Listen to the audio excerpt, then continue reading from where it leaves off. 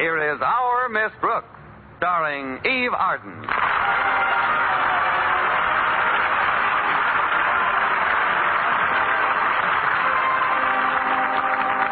Last Friday was Student Government Day, a day upon which the entire administration of the city is handed over to high school pupils who have been elected by their classmates. Well, ordinarily, our Miss Brooks, who teaches English at Madison High School, would have very little to do with this event. But unfortunately, Miss Johnson, the civics teacher, took ill on Thursday, and our principal, Mr. Conklin, suggested that I take over her class. Of course, I didn't have to accept the assignment. I just figured that teaching is better than being totally unemployed. In some states, it's better. At any rate, I conducted Miss Johnson's civics class on Thursday, and on the subject, what would I do if I held public office, the class and I had quite a spirited discussion. And in view of later developments, I'm sorry I didn't listen. But Friday morning finally rolled around, and the entire student body and faculty gathered in the assembly hall to hear Mr. Conklin officially proclaim it Student Government Day. Mr. Boynton, my bashful biologist, was sitting in the front row. And accidentally, with the aid of two bloodhounds, I found myself sitting right next to him. Oh, hello, Miss Brooks. Why, Mr. Boynton, this is a surprise. To you, anyway. I didn't see you sit down. I believe I left my notebook on that seat. It's just some lecture notes on the North American porcupine. Oh, sorry, Mr. Boynton. I didn't even notice it. He must have pulled in his quills. Here you are. Oh, thanks. I'll just hold it in my lap. Why don't we let the notebook have the seat and you could hold... No, not in school like that. You know, Miss Brooks, something just occurred to me. We're always sitting next to each other in assembly. Fate seems to be throwing us together.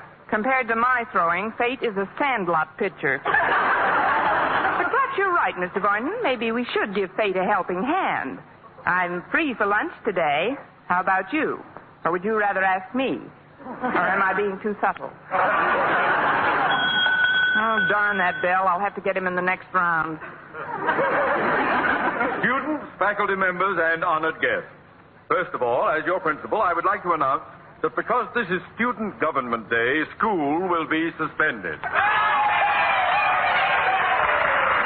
Please, please, please. I sympathize with your disappointment. As you know, Student Government Day has been tried successfully in many other communities. And I have always been ready to experiment in any progressive plan to foster good citizenship. That is why you see before you on this platform our honored guest, Mayor Remsen. Now, Mayor Remsen, would you care to say a few words? Of course not. He only brought those 9 pages along to put his gum in. Thank you, Mr. Conklin, for your generous introduction. As I look out upon this ocean of young, eager, intelligent faces, a tide of emotion swells up in me. I'm getting a little seasick myself. And as I think of the glorious future which this community can look forward to at the hands of these youths, I am deeply touched. I have always been well informed on the affairs of young people. He ought to be. He's kissed so many babies you can't see his tie for the pablum.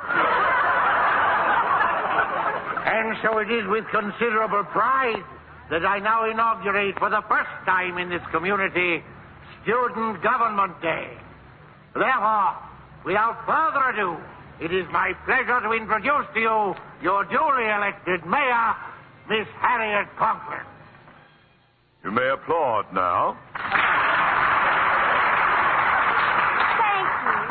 My constituents, friends, and Mayor Remsen, I intend to show this community something new and different by making my term of office a clean and honest administration. Well, now... We will not tolerate graft and corruption. We know. Thank you, Harriet Conklin. As Miss Brooks said in our civics class yesterday, the racketeers must go, no matter what politician is protecting them. Oh, that Miss Brooks certainly is a card. That will be all, Harriet. Did you really say that in civics class? I don't know. I wasn't listening. Mayor Remsen, allow me to apologize for my daughter's enthusiasm. She was obviously referring to the aims of city governments in general, without realizing that those aims have already been attained in our community. Gosh. And now, it is my extreme pleasure to introduce the student who has been elected your chief of police, Walter Denton. Thank you, friends. As your incumbent police chief, I cannot re-emphasize too forcefully the remarks Miss Brooks made in civics class yesterday. To wit, every crook and grafter who has been mulcting the city treasury of funds has got... Thank you, Chief of Police Walter Denton. I haven't finished my speech. Oh, yes, you have, Denton. But, Mr. Conklin, as Miss Brooks said just yesterday... This is not a symposium on the memoirs of Miss Brooks. Or maybe it is. Miss Brooks, you here? No, I couldn't make it today. What's that? Oh, there you are. Before we go any further, isn't there something you'd like to say? Yes, sir. Is there a doctor in the house?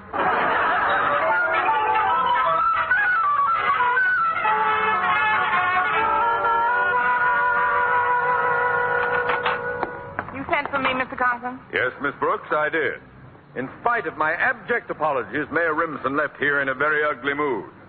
Now, Miss Brooks, just what happened in civics class yesterday? Well, we had an open discussion, and somebody opened it wider than I realized. But we only discussed corrupt city administrations in general, Mr. Conklin. We made no specific mention of Mayor Remsen's corrupt administration.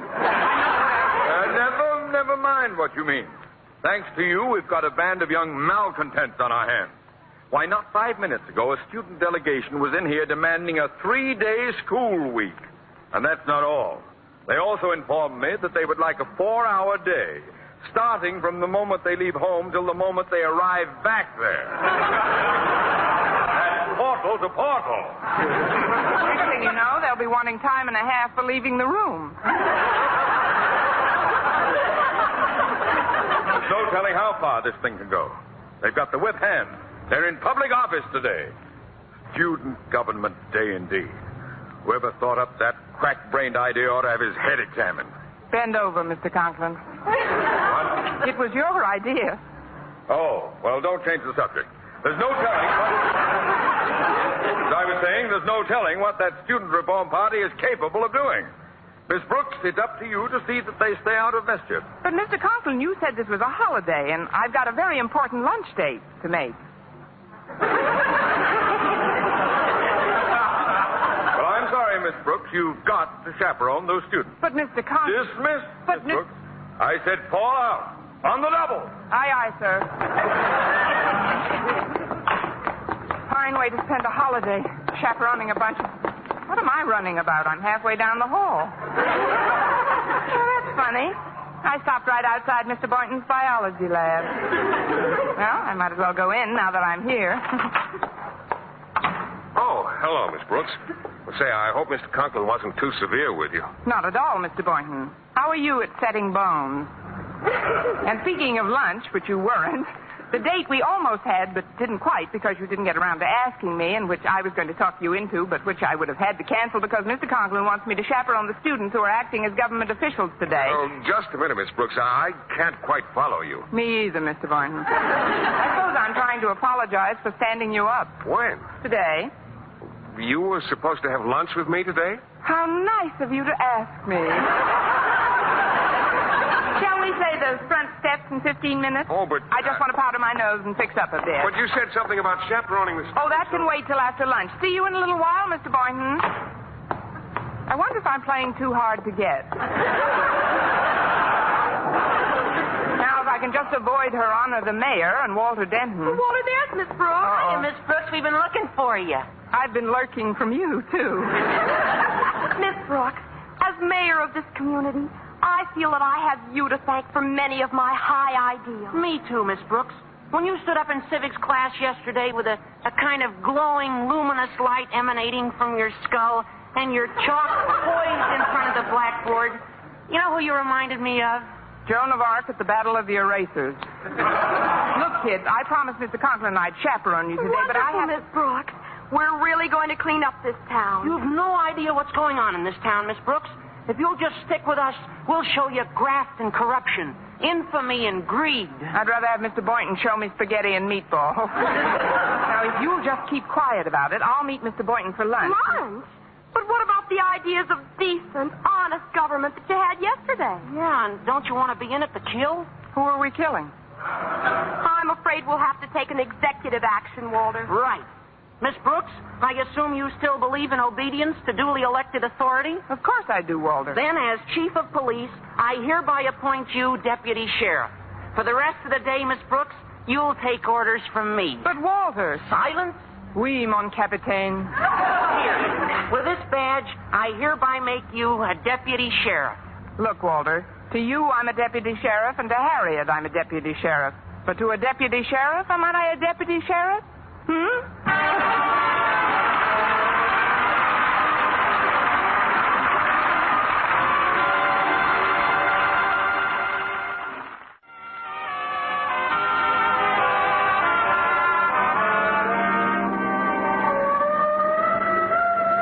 You'd better pull over, Walter. Why, Miss Brooks? Oh, the siren. No, that's on our car. I put it on this morning. I don't want to see insubordinate, Chief, but just where are we going? To the Jackpot Amusement Company's warehouse. We've been watching the place for weeks, Miss Brooks, in preparation for today. And we've seen truckloads of slot machines delivered there. Slot machines? Sure. The kind they put in the back of candy stores where little school kids can spend their lunch money in a futile effort to get rich quick. You know, where you pull a lever and try to hit as many bumpers as possible. Oh, the game I play in my car. Bad. It's the one-armed bandits that keep the kids broke. Oh, they're all fixed. Fixed? Sure. If a machine pays back more than 5 cents on the dollar, they break its arm. Here we are, the Jackpot Amusement Company. What are we going to do here? We're going to raid the place. We three? No, there's another bunch of kids coming any minute. You see, the fire commissioner had to go home and change his pants. He tore him sliding down the pole at the firehouse. Well, are you all ready, men? Speaking for some of us men, no. Now, when I blow my police whistle, we'll charge. Sorry, I don't have an account here. Let's go. I'm with you, Walter. Oh, now, Walter, Harriet, listen. Let's go to a movie. Open up in the name of the law.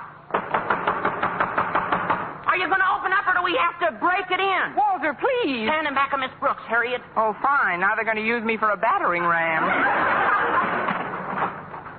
What's going on out here? Trick or treat. What's that? Are you one of the employees of the Jackpot Amusement Company? What if I am? You're under arrest. What? Miss Brooks, you're a deputy sheriff. Arrest this man. Pull over to the curb, bud. Look, lady, I'm a busy man.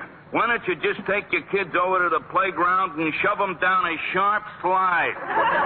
Now beat it. Oh, resisting arrest, eh? This may go hard with you, my good man. What's going on here? Who blew the police whistle? I did. Officer, arrest this man. What did he do? He tried to get fresh with you, lady. No, and that's the story of my life. And what do you want him arrested for? Yours not to reason why. As your chief of police, I gave an order. Your duty is to obey. How does that go again, Sonny? You heard him, officer. As mayor, I decree that you arrest this individual. Now, let me get this straight. You're the mayor, and he's the chief of police. Ah.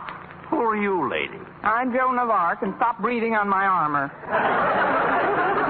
I do not wish to be rude, but I have to go in now. You see, I am Little Miss Muffet, and I have to go sit on my tuffet for a while.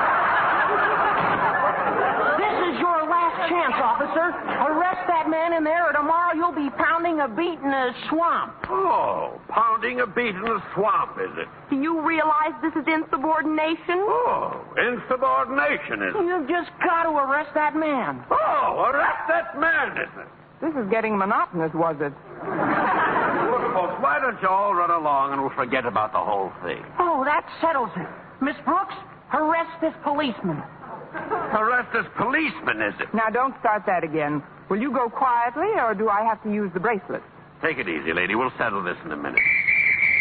That doesn't frighten anybody. I got one of those, too. Good for you, Sonny. Some people don't seem to be familiar with the Constitution of the United States, which says, we, the people of the United States Or, of for America, that matter, the in order to Declaration form of a more Independence, perfect union, establish justice. Little Jack Horner sat in the corner eating his Christmas pie. He stuck in his thumb and pulled out a plum, and along came the Black Mariah.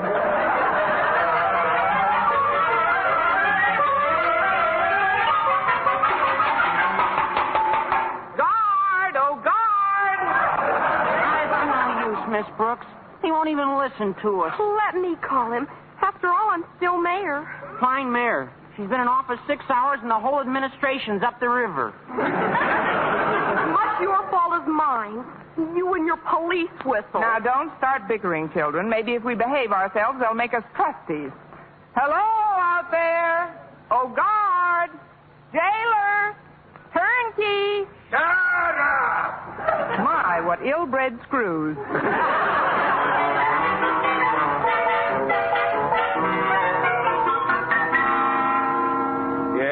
Yes, Mrs. Denton, I'll call you the minute I hear from Walter. Goodbye. Imagine that, Martha. Mrs. Denton wanted me to call the police department. How would they know where her son Walter is? I can't understand it, Martha. You can't understand what, Osgood? That's the 5th parent who's called me up to ask why her child hasn't come home for dinner yet. You'd think they'd keep track of their children and not suddenly discover at 7 o'clock that they haven't come home for dinner yet. By the way, where's Harriet? She hasn't come home for dinner yet. What? Well, don't just stand there. Do something. Call Miss Brooks. I put the children in her charge. Call the police. The Bureau of Missing Persons. Get the district attorney. Contact the mayor. Find out if there's somebody else. Why don't they... Well, maybe you could get a hold of them. But I don't know what you're just standing there for. I'm here. I'm straight away. You're not scared. Why don't you do something? Here, go on. Osgood! Sometimes you sound like a walrus caught in a turkey staff. I did call Miss Brooks. Mrs. Davis says she wasn't home yet. Poor woman. She's had dinner on since 6. She's terribly worried about her stewed tomatoes. Please stop sniveling about Mrs. Davis's tomatoes. We've got our own tomato to worry about. Please, dear, calm down a little. Here, have some fruit. It's very good for the nerves. I don't want any fruit. Oh, that's probably Harriet now. I'll answer it. I must lose my temper. I must be calm. Hello? Osgood, you're talking in a banana. No wonder with the house all cluttered up with fruit bowls. Hello? Is that you, Harriet? No, Osgood. This is Margaret Davis. Oh. I've just had a call from Miss Brooks. You have? Yes, Osgood. Harriet, Walter Denton, and several of the other students are with her. Oh, well, thank heaven. Tell me, Margaret, where are the children and Miss Brooks? They're in jail, Osgood. Fine. You see, Martha, I told you there was nothing to worry about. Miss Brooks and the children are all in jail. Martha, take this phone out of my hands and put back the banana.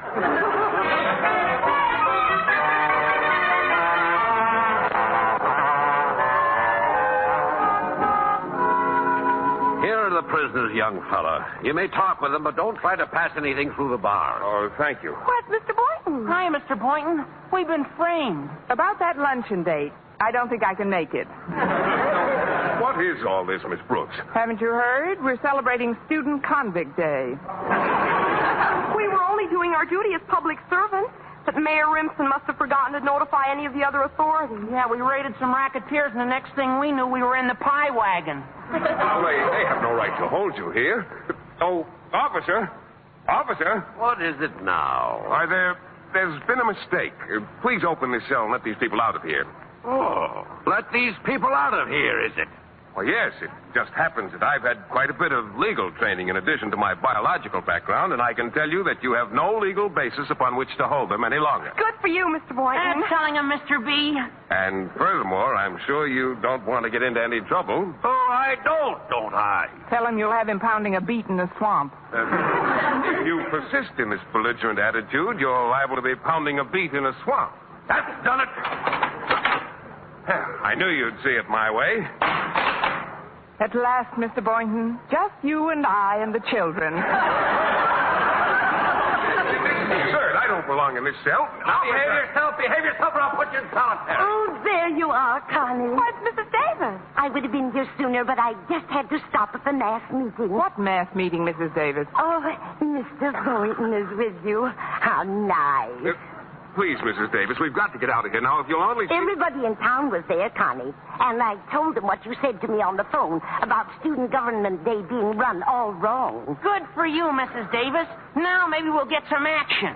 Where's the Brooks cell? The line forms on your left. I also told those parents how you said that if you had been running Student Government Day instead of Mr. Conklin, there wouldn't have been so much dunderheaded bumbling. Bumbling? Oh, hello, Osgood. We were just talking about you. Anybody want to buy a used teacher's license? Well, I guess I'll be running along. Now that Mr. Conklin's here, I'm sure there's nothing further to worry about. Miss Brooks, how could you put... Why did you have to... When were you... Oh, please, Mr. Conklin, remember your blood pressure. It wasn't Miss Brooks' fault, Daddy. Don't blame her. And you, Harry, in prison. How could you do this to me? My own flesh and blood. If you've got his blood, Harriet, you better watch your pressure, too. Quiet, gentlemen. Miss Brooks, my painful duty to inform you that you are under suspension for conduct unbecoming a teacher. Have you anything to say in your own defense? Yes, Your Honor, I'd like a new trial. On what ground? On the grounds that I'm not doing so well in this one. We'll discuss that at the proper time. Meanwhile, you children remain here in Mr. Boynton's charge until I can arrange to have... Mr. Boynton? Hello, Mr. Conklin. What in the world are you doing here? I'm just visiting, Mr. Conklin. One of those guests you just can't get rid of. Well, we'll see all about this. I'm going straight to Mayor Remsen's office. I'll handle this matter personally. But what'll I do in the meantime? With a little luck, 30 days.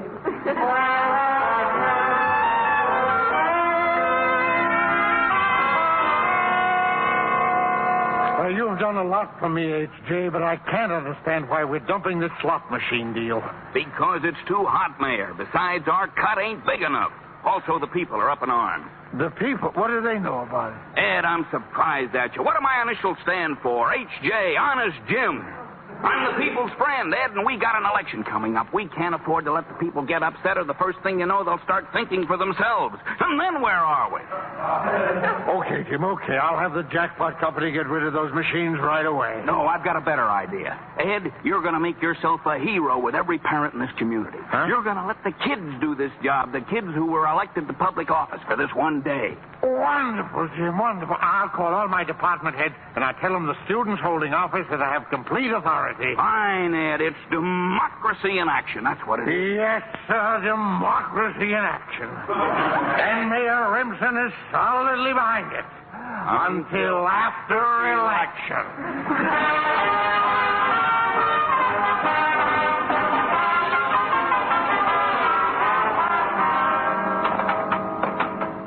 Which one of you is Mayor Harriet Conklin? I am. Step out, please. Now, which one of you is Chief of Police Denton? Oh, that's me. Come on out. I've had orders to release the both of you. Oh, but what about Miss Brooks and myself? Sorry, my orders didn't say anything about you two. But I insist that you release them immediately. Quiet, Walter. Orders are orders.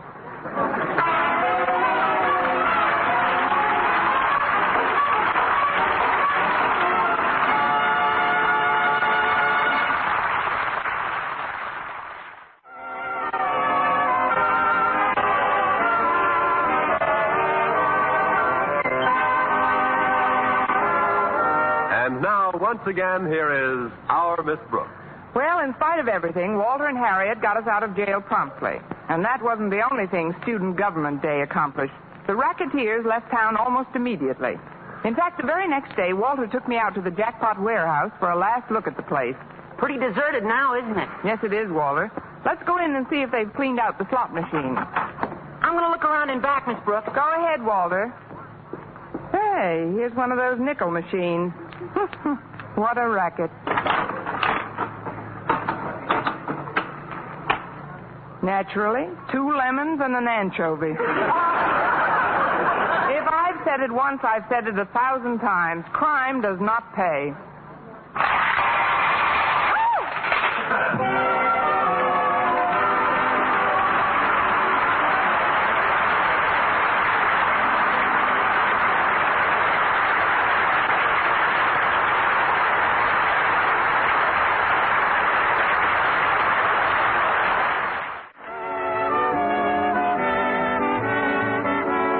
Miss Brooks, starring Eve Arden, was produced and directed by Larry Burns, written by Arthur Alsberg and Al Lewis, with the music of Lud Bluskin. Mr. Conklin was played by Gail Gordon. This program came to you from the Frankfurt studios of the American Forces Network Europe and was prepared for rebroadcast over this network by specialist Ed Barron.